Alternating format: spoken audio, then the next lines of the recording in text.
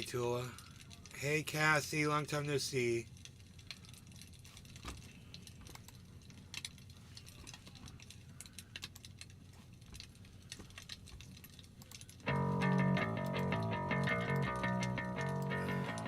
Prepare yourself. Prepare yourself. Prepare yourself.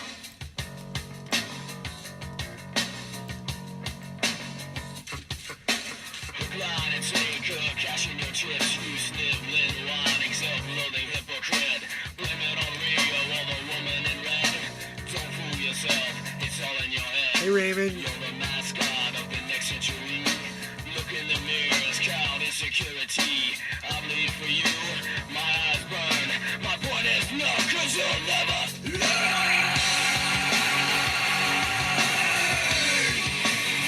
You'll never learn. I bleed for you. You'll never learn. I bleed for you. You'll never learn. I bleed. I bleed.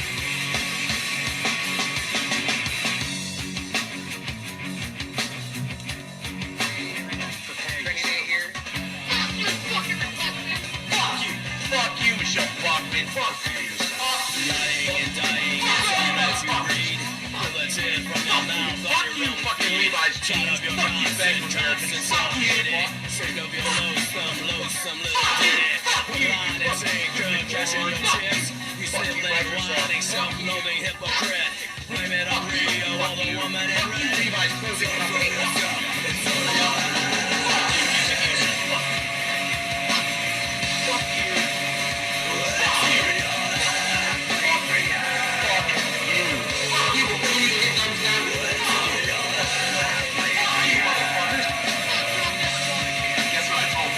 It starts with an F.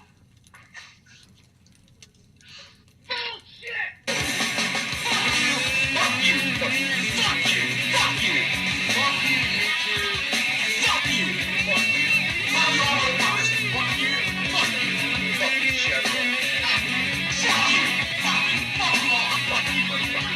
Fuck you, Hollywood! Fuck you! Fuck you, motherfucker! Fuck you! Fuck y'all! Fuck off, motherfucker! Fuck you! Fuck you! Fuck you!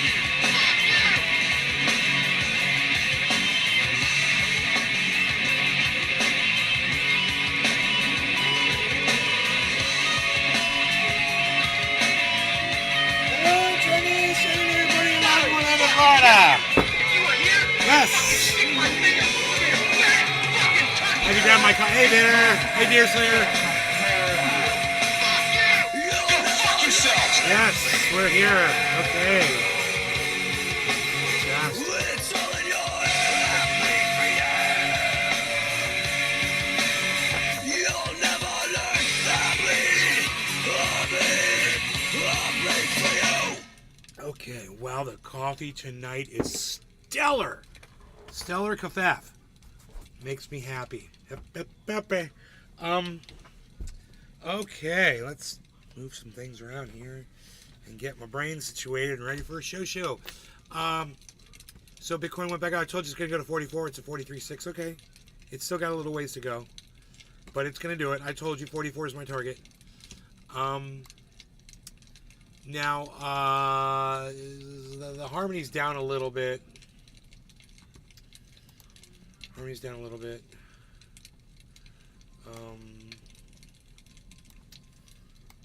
at 2182. It got all the way up to 2250 today. Let's see what the recorded high got.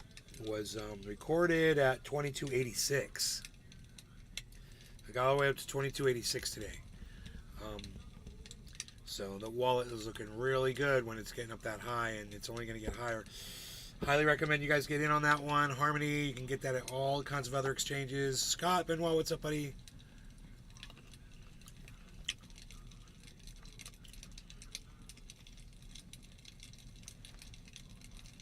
Hello.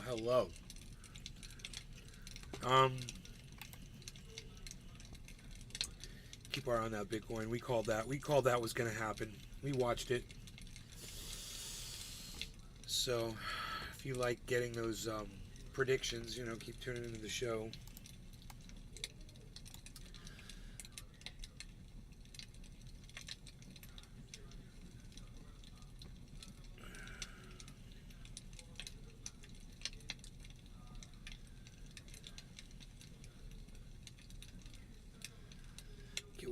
Why doesn't YouTube give me current videos, man? This is so weird. I guess because it's Christmas and nobody's putting up new material today.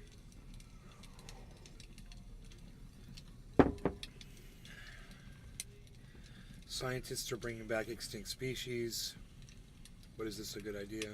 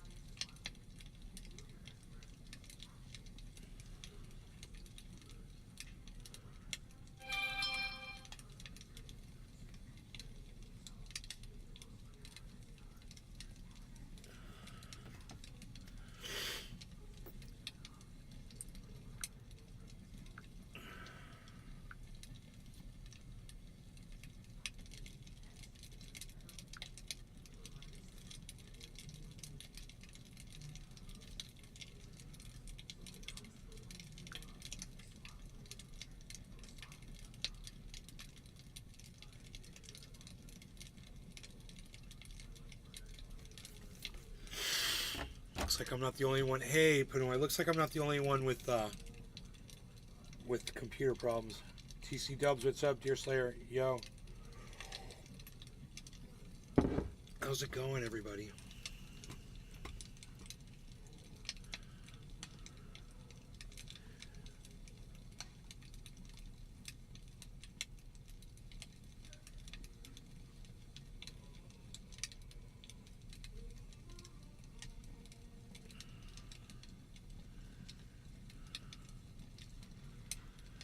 This is all just bullshit.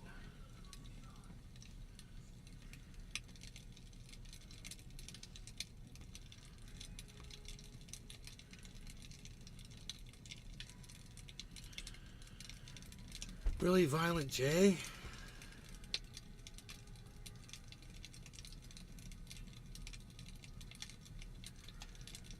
Huh. I wonder what he's like when he's being interviewed.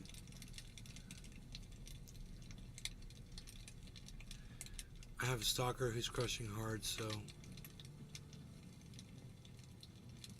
someone I know too. Oh my god, Tula, what's up with that?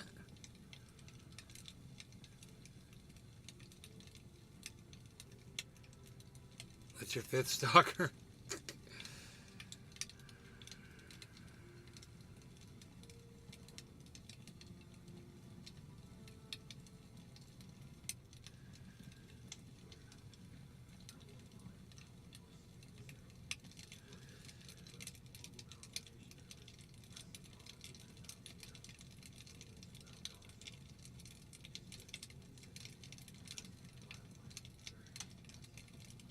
Dude, it's like I'm looking at the content on my feed. My feed is horrible on YouTube, man. It's just...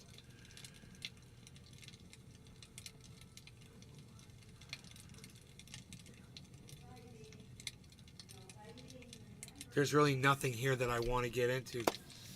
Great title. Thank you. Smoking a piece with y'all. Right on. Let's smoke. Yeah, let's just smoke, man. I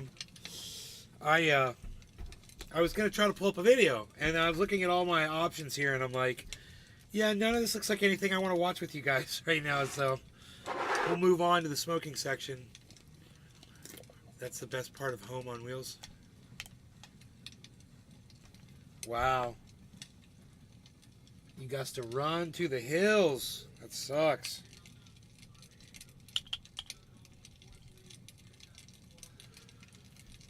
God damn it. All right.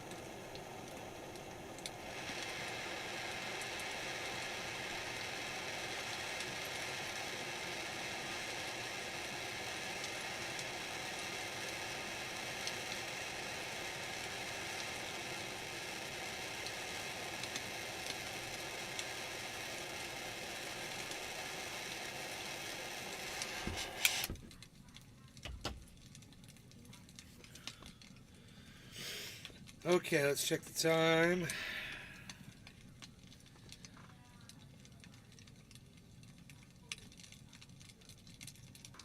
All right, 13. It's gonna be 14, 20. Ooh, I see a 14 and a 20 in my future. I definitely see a 4 and a 20 in my future here. When does one need a wallet? Dear Slayer, you already have a wallet. That's where your crypto sits, in a wallet. But the time to get an offline wallet is when you're ready to spend, anywhere from 30 to 100 or more dollars on a device that encrypts your crypto. And the only way anybody can get it is if they have that physical device that you have. That's what an offline wallet is. It gives you a device, a solid device, that if someone doesn't possess it, they can't hack you. Supposedly. That's what makes you feel so good about having them. The fact is, your crypto is not on that device. That device is just the keys to your crypto. And if people don't know the code to get into the device, they can't get the device to open your crypto. Okay, no longer gonna get him. Cheers, everybody. Happy 420 on the 1420. It's at top of the hour.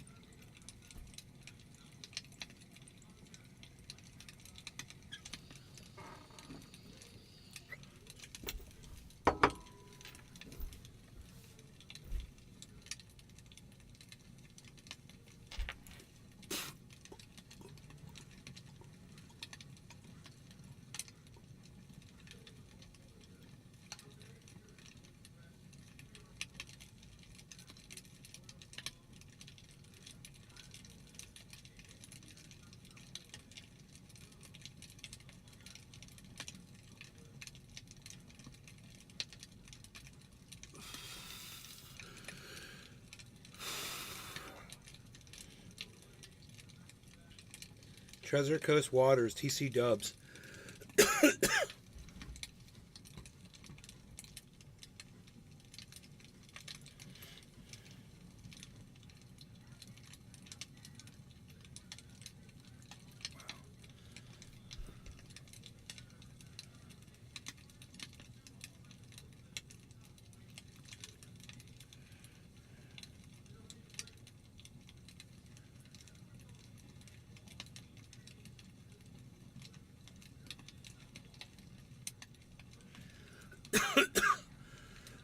Why ICP will change the world?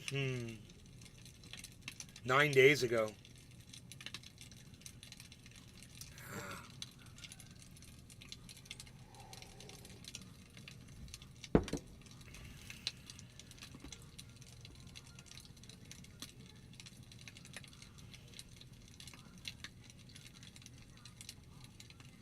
Let's watch this. I think I may have found something interesting to watch. This is Double Down.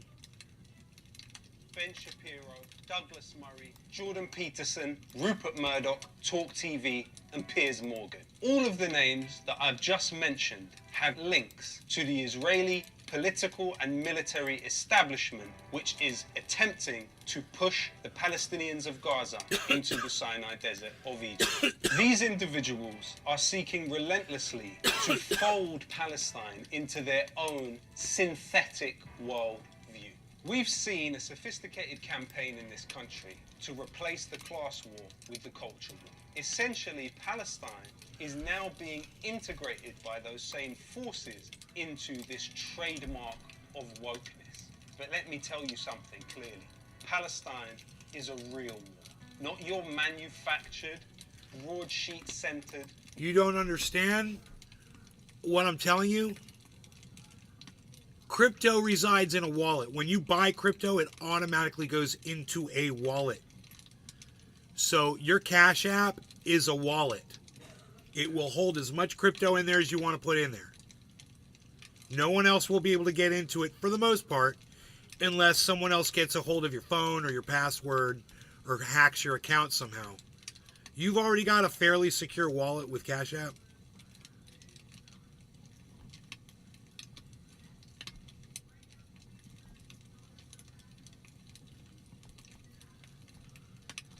You almost bought more today? Hey, Tommy Lewis, what's up, buddy?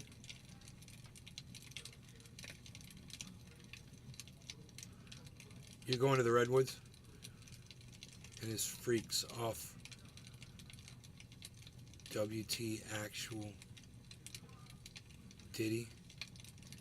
Yeah, well, he's an idiot. He's an idiot. What do you expect? Mainstream media supported culture war. You talk about cancel culture, there is no people on the face of this earth who have been more cancelled in human history than the Palestinians. The Palestinians have been cancelled out of all existence. People like Douglas Murray, Jordan Peterson, Dude, that Ben Douglas, Shapiro. that Douglas Murray guy is the piece of shit son of a bitch that we saw debating Cenk Unger on Piers Morgan's show, or on the earlier show today. He's a real piece of human garbage, that guy. All he could do was personally attack Cenk, and he had nothing to offer up to support his narrative of, you know, his claim that it's not a genocide. Whatever.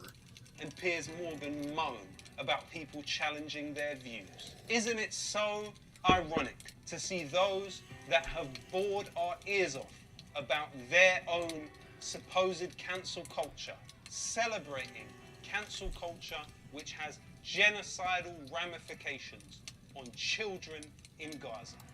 He makes a really good point. I've never seen this guy, I've never heard him before, but I completely agree with everything he just said. But let me tell you something. The Palestinian struggle against settler colonialism is over 100 years old.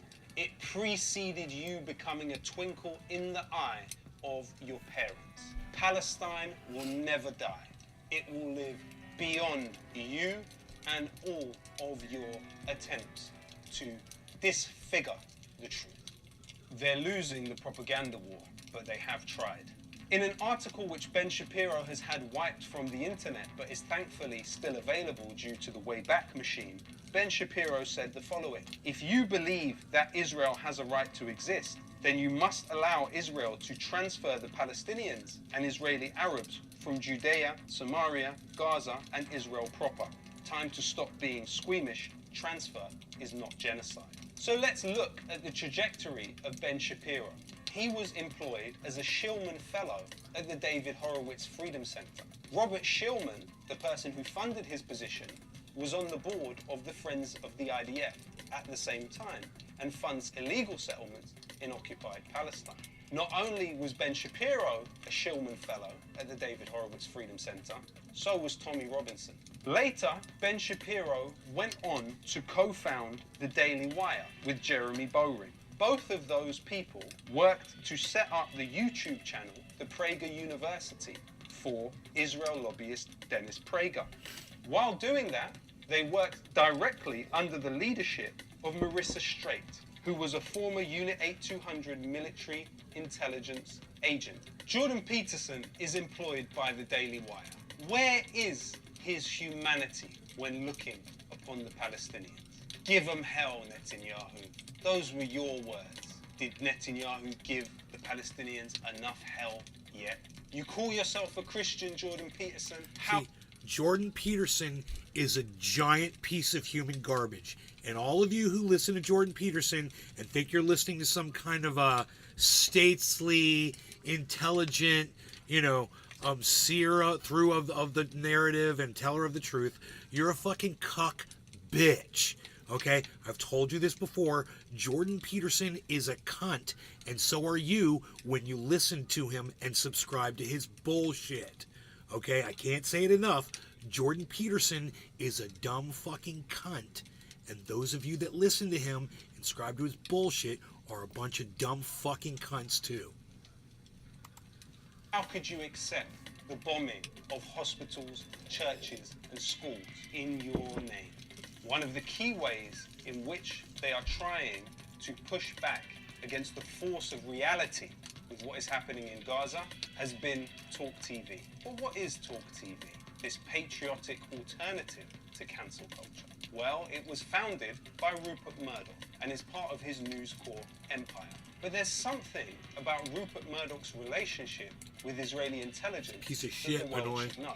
In 1988, Rupert Murdoch helped to found an organization that would go on to be called the NDS Group at Weizmann Institute in Israel.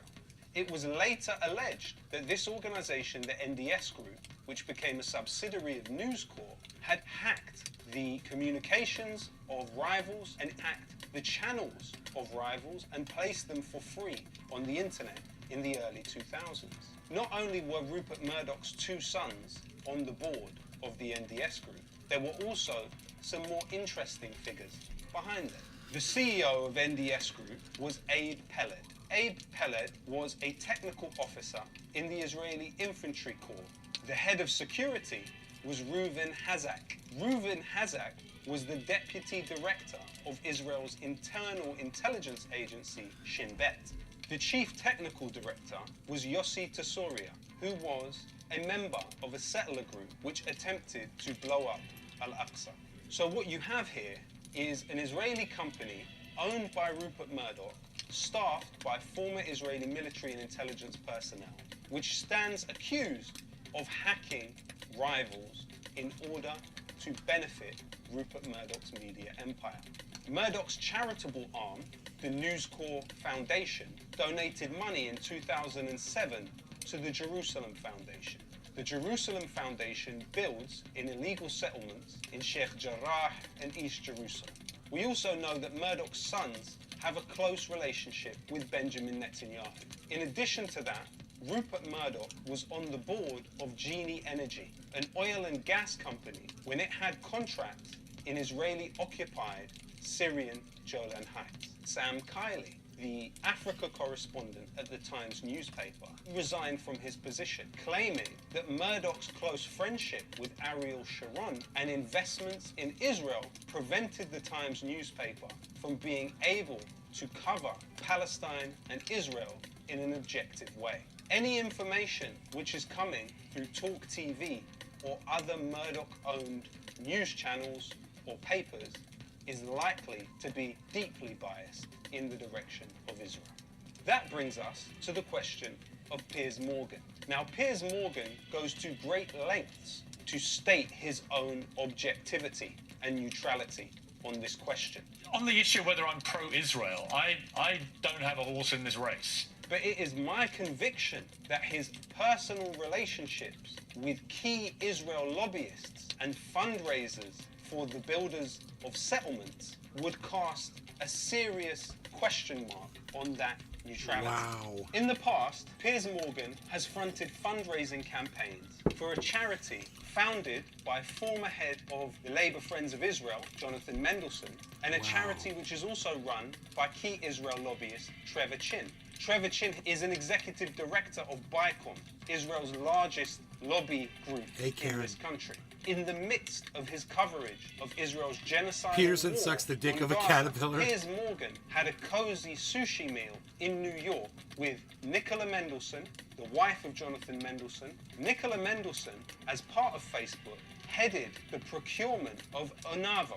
Onavo, an Israeli mobile analytics company, which was founded by veterans of Unit 8200 military intelligence in Israel. This organization then set about, through Facebook, monitoring users' out-of-app behavior. It was found that Onavo's activity on behalf of Facebook violated the privacy of Facebook users and was then used to inform Facebook's purchase of WhatsApp. For that reason, Facebook were then required to shut down Onavo. Catherine Jenkins, the other woman seated next to Piers Morgan, has also been credited as fundraising for the JNF, the largest settlement building body in Palestine. And its patrons include not only Tony Blair, but also I think he's Isaac proved, Herzog, he's more than proved President his of point, Israel, right? and Benjamin Netanyahu, the Prime Minister of Israel. But do you know who else is on the board of the JNF? None other than Alan Mendoza, the key figure at the Henry Jackson Society. Now, the Henry Jackson Society was founded with a statement signed by James Woolsey, the former director of the CIA, by Richard Dearlove, the former head of MI6 at the time of the Iraq War, by Erwin Stetzler, who is the right-hand man to Rupert Murdoch. This has got to be the deepest, fastest, quickest rabbit hole I have ever gone down in a single video. Holy shit, dude. We are so far down in this thing. You know, this guy needed 10 fucking chalkboards up on the wall with 2 fucking bales of red string to tie all this shit in together. And he did. And he's got it. He's presenting it really well.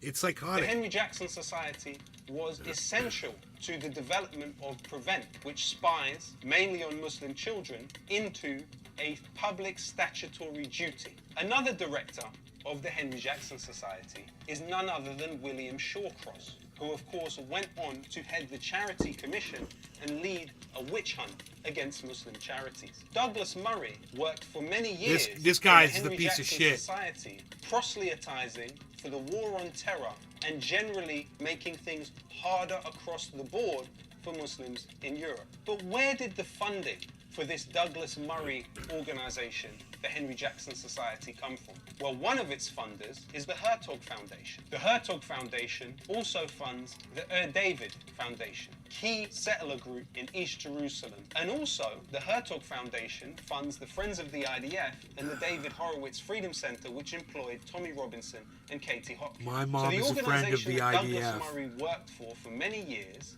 shared funders with the Friends of the IDF, illegal settlements, and Tommy Robinson. And Douglas Murray can do as many appearances as he wants on the edge of Gaza embedded with Israeli soldiers. The vast majority of people viewing these videos understand him to be Tommy Robinson with an Eton education. Despite attempting to depict themselves as victims of cancel culture relentlessly, these very same figures are now relishing in the victimhood of Palestinians. They are relishing in the victimizing of some of the poorest people in the world inside a concentration camp.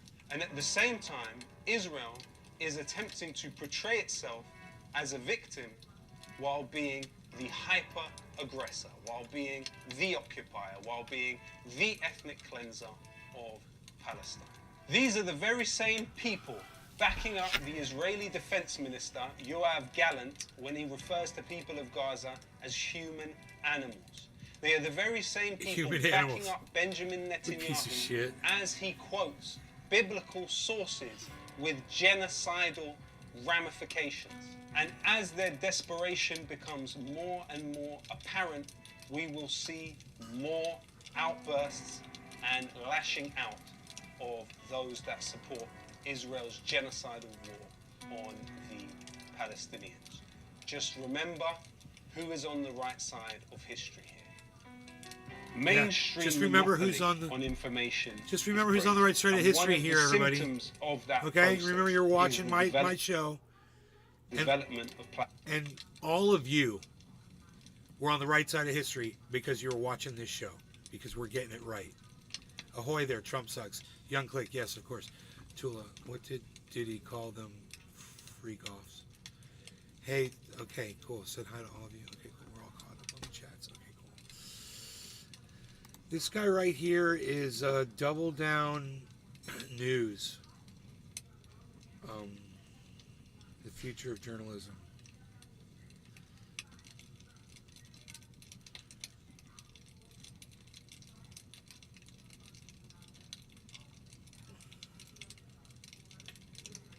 The guy's name is Low Key.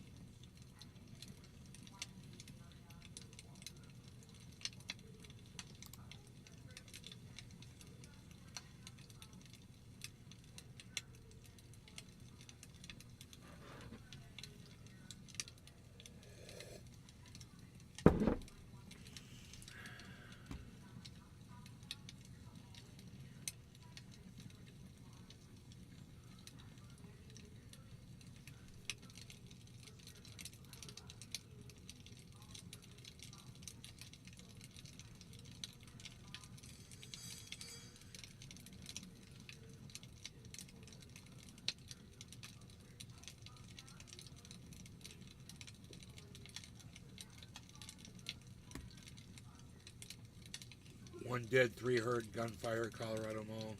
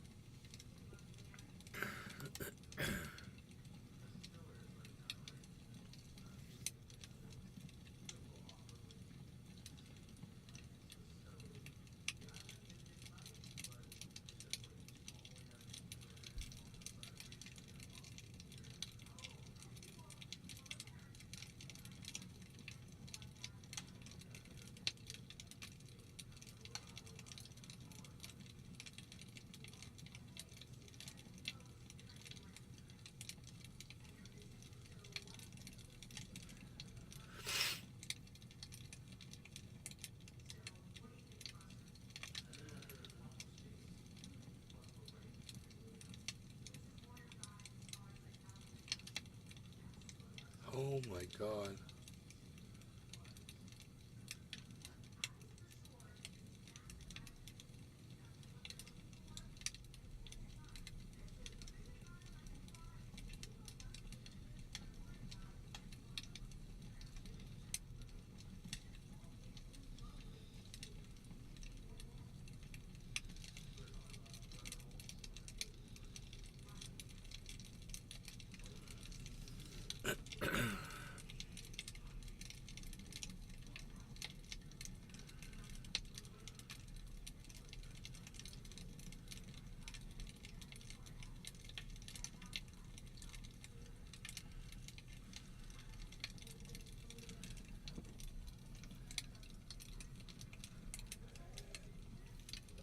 Yo, Tropical, what's up, buddy?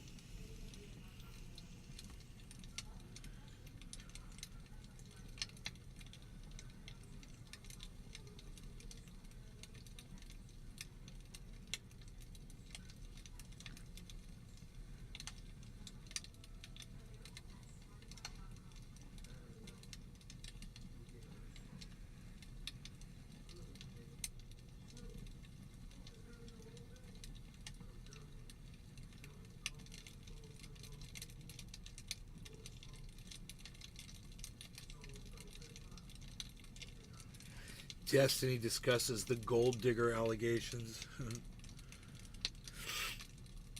Why my old business failed.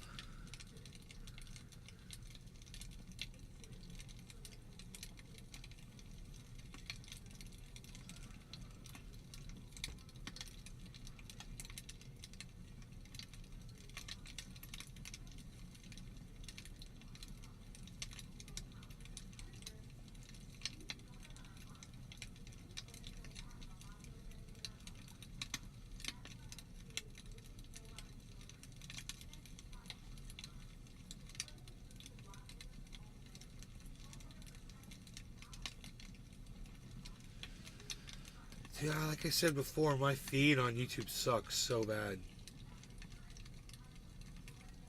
I remember I used to turn on YouTube, bro, and the very first row would be something I'd want to watch, you know?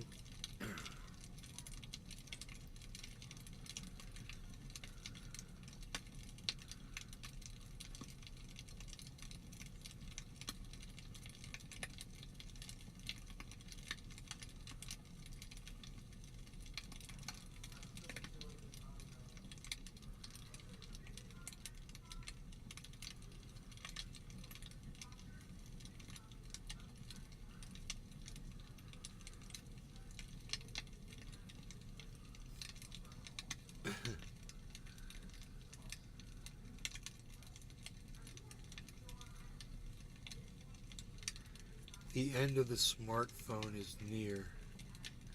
Let's watch that.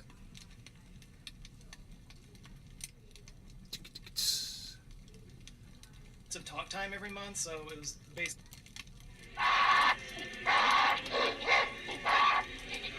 This is the Motorola 888, one of the most popular cell phone models back in 1994. I actually had one of these myself back then. It only had like 15 minutes of talk time every month, so it was basically just for emergencies. Jump forward 10 years and Motorola introduced the Razr V3, a wildly different design right out of science fiction that flipped open like a Star Trek communicator, thinner than a pencil with hours of battery life and unlimited talk time. Also, you could text and play games with it. I had one of these too. Once upon a time, I kept all the cell phones that I had owned over the years and had them displayed next to each other so you could kind of see them getting smaller and smaller over time. That was pretty cool. I did actually lose them all in an apartment fire in the early 2000s, so I lost them. That kind of sucks. But the point is, that's how much cell phones changed in those 10 years. How much have they changed in the last 10 years? In 2013, Apple launched the iPhone 5S, and here's the current model, the iPhone 14.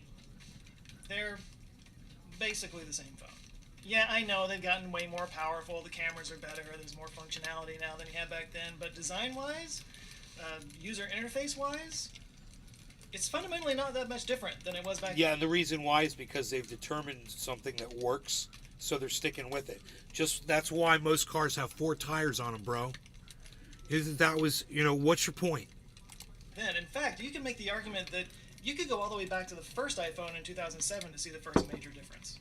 I know all you Apple haters now flame in the comments saying that that's because Apple sucks, and yes, you are that predictable. But the point is, we've kind of reached peak smartphone. I mean, where else can you even go with this device? So one of two things is true here. Option one, the phone has reached its final form. And from this point forward, the only improvements we're going to see are just incremental changes, just to get us to keep buying new ones. Because if we don't, they'll go out of business. Or option two, something else is about to come along and take its place. Something just as disruptive as the smartphone, something that changes the way we interact with the world. Here something comes that the intro we'll all have to song. go out and get just to not fall behind everybody else. Some of the wealthiest companies in human history are facing massive pressure to be the first to create this device, whatever it may be. So with that much at stake, and literal trillions of dollars to invest in it, I think there's an argument to be made that the smartphone's days are numbered. And there are a few trends happening in technology right now that might exacerbate that. So today, let's talk about that. What's going to come next? And how's it going to change our lives in the future? Bow now, bow now, bow now, bow now, bow. So let's start by stepping back. Way back. How do I do This that? is a codex. It's basically a book, but written by hand on something other than paper. Written or drawn. A lot of codices are illustrated. Codices is a fun word. Anyway, before the codex, the only way to carry around words was in your head or on a scroll. Sure, sometimes you could etch them in stone, but only enough for 15 commandments. These 15! He's 10. 10 commandments! The point is the codex was a disruptive device that changed the way we communicated information as a species. Perhaps the first disruptive information technology, followed by the printing press in the 1430s, but things really got disrupted with Alexander Graham Bell. Bell, of course, was one of the inventors of the telephone, as I mentioned in a recent video. Edison also worked on a telephone, but Graham got the patent, so he got the credit. The Bell box telephone went on sale in 1877, and for more than 100 years, the design stayed pretty much the same. I mean, microphone, speaker, wires, a dial, later buttons. What else do you need? Then came the cell phone. In 1973, Motorola unveiled the first portable cell phone. It weighed 2.4 pounds and had to charge 10 hours for 30 minutes of talk time. God. Guys, battery tech has come so far, it's insane. But the cell phone, at first anyway, was really more of an evolution than a revolution. It was the smartphone that really changed everything. I mean, think about the revolution that the smartphone was. It literally leapfrogged science fiction. I mean, the Star Trek communicator was just that, a communicator. It didn't play Angry Birds. You couldn't even text with the thing. Yeah, I did a video a while back where I talked about the AT&T You Will ad campaign from the 90s, where they kind of tried to predict where technology was going to go in the future. It's an interesting episode. If you haven't seen it, you should go check it out. But seriously, even the people who made the future happen had no idea the change that the smartphone would bring. And that was like 15 years ago. The first generation iPhone was revealed on January 9, 2007. It launched in US markets in June 2007 and a few other countries in November that year.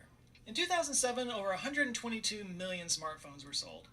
Sales numbers climbed through the debut of other iPhones and Android phones, and in 2014, 1.2 billion smartphones were sold, and sales have hovered around the 1.4 billion mark ever since. As of the recording of this video, nearly 7 out of 10 people on the planet owns a smartphone.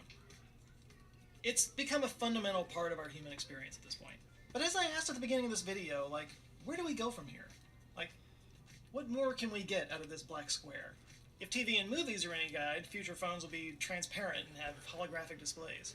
It's kind of amazing how ubiquitous that is as sort of a shorthand for future technology, the whole transparent screen thing. Like, one of my favorite shows, Parks and Rec, in their final season in 2014, they kind of jumped ahead 3 years, and in their version of 2017, just 3 years later, everybody had transparent phones with holographic projections and stuff. Swing and a miss. And yet there's no real push for that in real life. Samsung filed a patent in 2020 for a partially transparent phone, but nothing's come of it. There have been a few transparent displays, but the challenges of creating a clear phone are immense. I mean, like, all the battery and all the hardware would have to fit inside the bezel somehow. Not saying it'll never get there, I'm just saying that it's more of a sci-fi convention than an actual trend. One place we can experience improvements is in battery life. I know I just said the batteries have gotten way better over the years, but so have the power needs of these devices, so the point is there's still room for improvement. Graphene batteries, we keep hearing about, that could add capacity while reducing weight. They're also less prone to bursting into flames than, say, lithium-ion batteries. I've talked about graphene and all kinds of other alternative batteries in other videos. Now, one area where phone companies have usually tried to differentiate themselves is with the cameras. Well, we've kind of gotten to the point where adding more resolution is pointless. I mean, once you're recording in 4K video, there's just diminishing returns after that. But there is still some room for improvement on the front cameras. Right now we still have to deal with these notches in the front cameras because we haven't quite perfected the under-display camera, so that's a technology that's being worked on. But in lieu of being able to improve the cameras, we can improve image processing, specifically with AI. In fact, the inclusion of AI is a big area where smartphones are expected to evolve. Like, you can expect in the near future for these large language models to kind of act as digital assistants on the phone that can work between apps to solve problems for you. Like, instead of ordering food from DoorDash or Uber Eats, you would just tell your phone, order me some lo mein from Pearl's Chinese restaurant, and it would just get on the app and do it for you. Or just say, I need to order plane tickets to Boston, and it'll get on a travel app and give you options to choose from. But I think that's where smartphones are basically going at this point, you know, just basically becoming digital assistants and distraction devices. But really beyond that, like, form factor wise, where do you go from here? Because I mean, like, nobody thought that the smartphone was going to be like the end of progress, right? There's going to be something that takes its place. I think the question comes down to, how far down the rabbit hole do you want to go? Because there is a bit of a backlash to our smartphone addiction. You know, some say it would be great to have a device that provides all the advantages of a smartphone, but without the distraction part. You know, so we can live in the moment and connect with people. Others believe the only way out is through, to go deeper into the immersion. This is, say, what Apple's trying to do with the Vision Pro and Meta with the Quest and the Metaverse. I've talked about the Metaverse before, no need to rehash all of that, but there is a push for more immersion, which, and this might sound kind of counterintuitive, but it also kind of aims to make the technology invisible. Like, what if instead of, you know, looking down at your screen all the time as you're walking around, that the world was your screen? This is the potential for smart glasses and headsets. So I know I'm kind of late to the game to talk about the Apple Vision Pro. There's not a whole lot here that I can say that you haven't already heard, so let's just call this my take on it. So obviously I don't have a Vision Pro, but I've had the Quest 2 for a couple of years now. It was kind of a pandemic purchase. And I don't know, I go through phases with it. Sometimes I use it a lot. Sometimes it just kind of sits in the drawer for months at a time. But it's safe to say I haven't found a use for it that really has integrated it into my life, you know, become a part of my everyday routine, say the way my phone or the computer's become. It's mostly recreational for me. But one aspect of it that I always thought was really cool was the pass-through mode. Now on the Quest, it's low resolution and it's black and white, but it gets the perspective right, and you can see, especially when the Guardian barrier is up, how seamlessly the digital content interacts with the real world. Like, that really opened up for me what the potential for AR and mixed reality headsets are. That, you know, if you could digitally put computer displays or artwork or TV screens anywhere you wanted in your home or in your office, like, that opens up a lot of possibilities. Might even call it a game changer. So when the Vision Pro was announced, like, for me anyway, it was like somebody took a list of the things that I wish the Quest could do and made it a reality.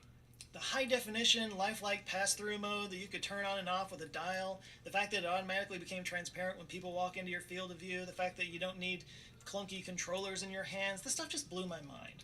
And I gotta be honest, I really want to see this whole eye tracking technology thing that people keep raving about, calling it, you know, close to magic. It just looks sick.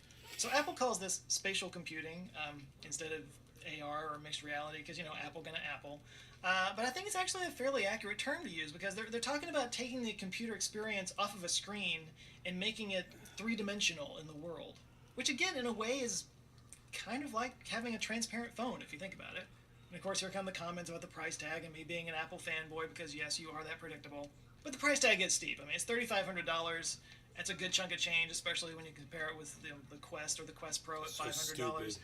But the quality of the image and the mixed reality functions are just so far beyond the Quest and what lower price models can do. Like, it really puts it more on par with higher end mixed reality headsets like the Varho VR3, which starts at the exact same price. The Vision Pro is like buying a computer and a display in one, but the display can be as big or small as you want it to be. Now, I want to say, I don't think the Vision Pro is going to be a game changer. It's priced too high for most people.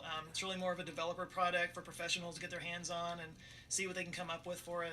Which, I mean, one could make the argument that's what the original iPhone was.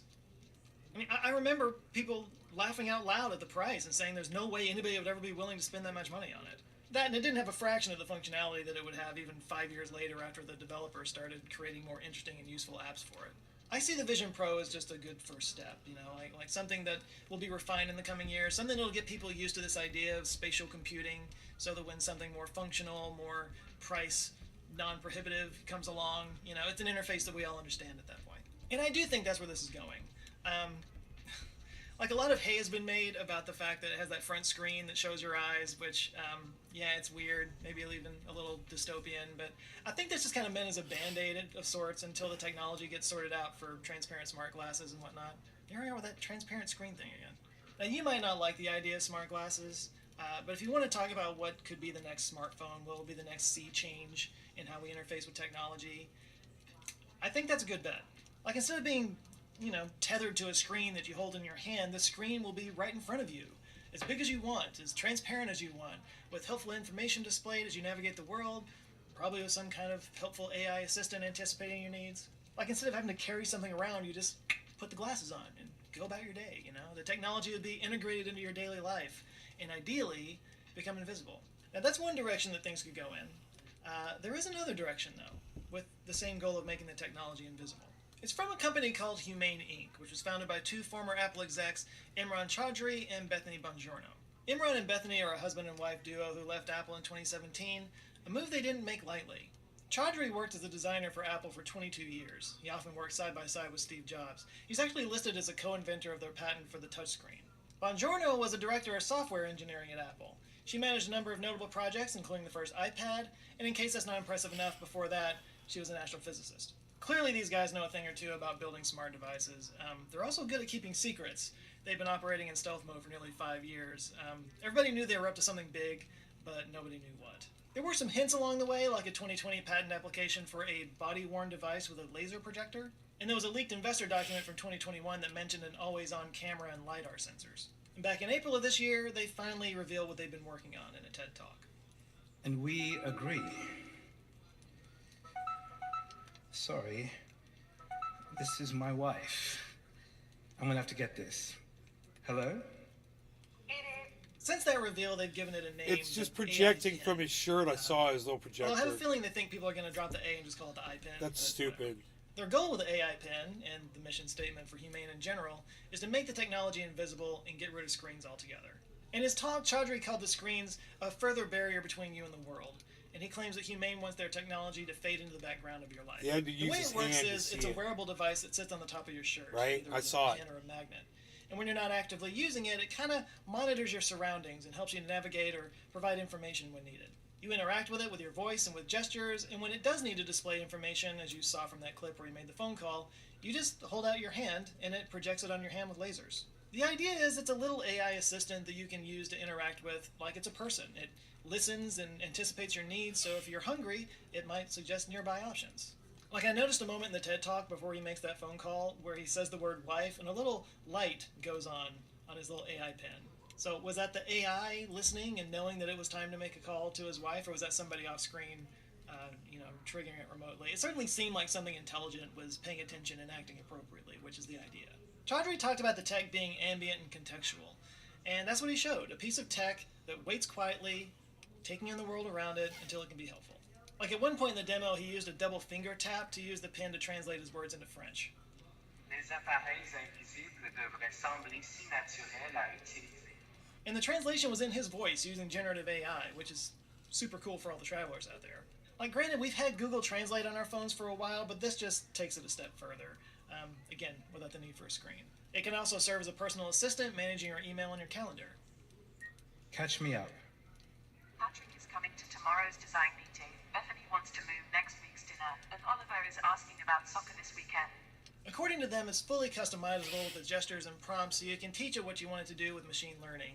And because it learns from you, the more you use it, the more efficient it'll get. Where it does get a little yikesy is the fact that its camera is basically always on.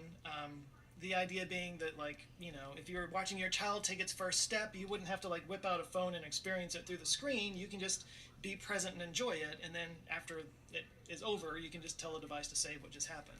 Which, I get that. I mean, that's cool. I get the reason behind it, but you definitely get into some privacy concerns there. Though, I mean, we've all got cameras in our pockets all the time now. There's security cameras everywhere you go, but it's something else when somebody's just pointing a camera at you. Like, the next time you're out somewhere, just pull up your phone and do this to the table next to you. Yeah, people don't like that. And the coffee shop will not let you back in there again. Which, by the way, that was one of the hang-ups people had with the Snap glasses and the Ray-Ban smart glasses. Just the fact that there's this big camera just staring at people when they're trying to talk to you.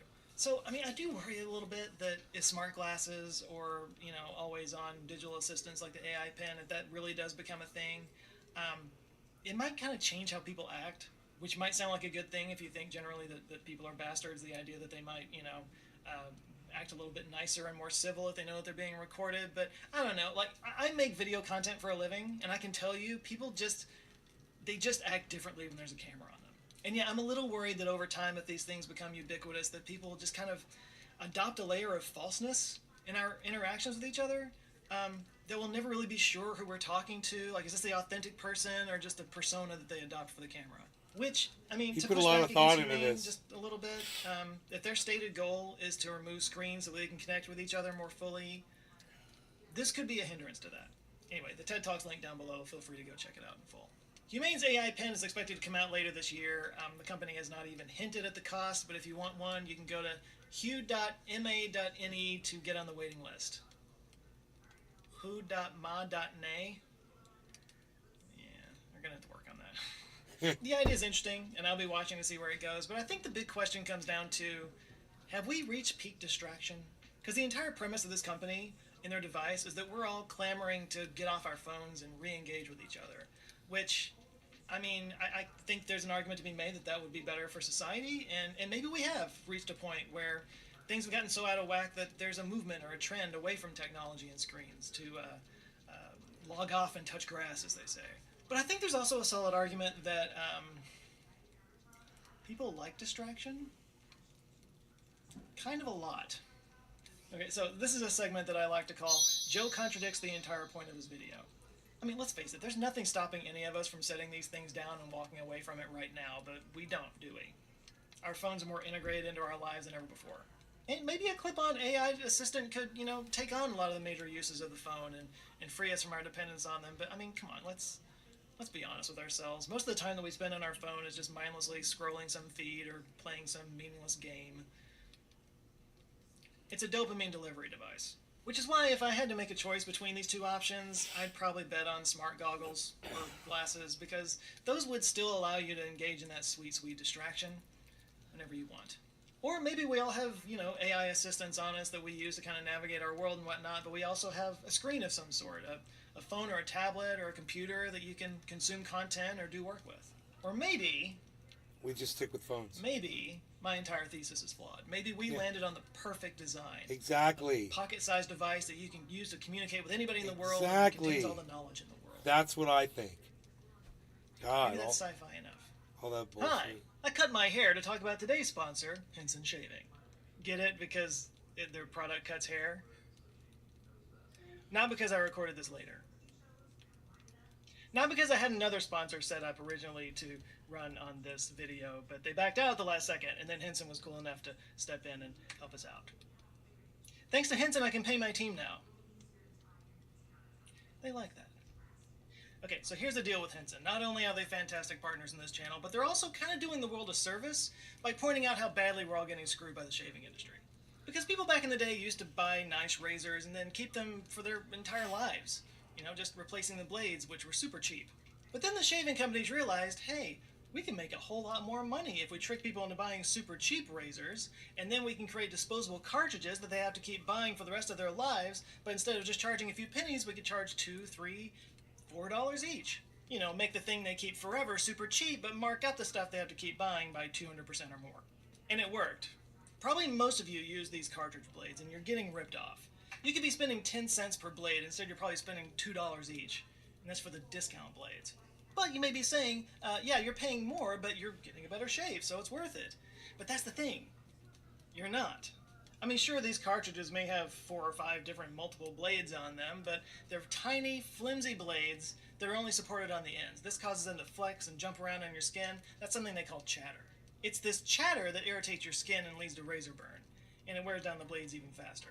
But Henson's designed their razor so it supports the blades all the way across at a depth of only 33 microns, and it's angled to skim across your skin at the perfect 30-degree angle. And they can do it with this kind of precision because that's exactly what their background is. They started out making aerospace parts that are now on the ISS and Mars. So you save money, you get a better shave, and on top of all that, it's better for the environment. These single blades are stainless steel, 100% recyclable, no plastics filling up landfills, even their packaging doesn't have any plastic in it. Now, I know that shaving is a bit of a ritual, and people might be hesitant to try something new. All I can say is that I was hesitant too, but I gave it a shot, and honestly, I've never looked back. I've been Henson-pilled. It's kind of just something you have to try, so if you'd like to give it a try, just go to hensonshaving.com, pick out a razor you like, they have a variety of colors and styles to choose from, and then grab a 100-pack of blades while you're there, and then when you go to checkout, enter the promo code JoeScott at checkout, you'll get this 100-pack of blades completely for free. And these blades last between 5 to 7 shaves, so you probably won't spend another dime on shaving for at least a year. As this graph shows, it pays for itself super fast. So one more time, just for fun, it's hensonshaving.com. Enter code JoeScott for the free 100-pack of blades, and thanks to Henson for being such a great supporter of this channel. Alright, thanks a lot for watching. Please do like and share this video if you liked it, and if this is your first time here, I'll put a little video up here. Maybe I'll link to the most recent video. Hey guys, I'm out of here. I'm getting like this nerve pain through my foot. It feels like my foot's in a vice. Just clamping down from the top and bottom near my little toe on that side of the foot. So I'm in a lot of pain right now, so I'm going to go put some triage oil on my foot, probably. I will talk to you guys later. Hope you had a good night and a good Christmas and whatever it is that you celebrate. Or if you're like me and you don't celebrate, I hope you guys enjoy your evening, and I will see you guys tomorrow, alright? You guys take care. Bye, everybody. Thanks, Tropical. Yeah, it's already feeling better, actually. It was just a temporary thing, but I'm going to go anyway. I was going to go. It's an hour, so take care, guys. Bye, y'all. How many thumbs ups did I get? Oh, yeah, 4. Thanks for the 4 thumbs ups.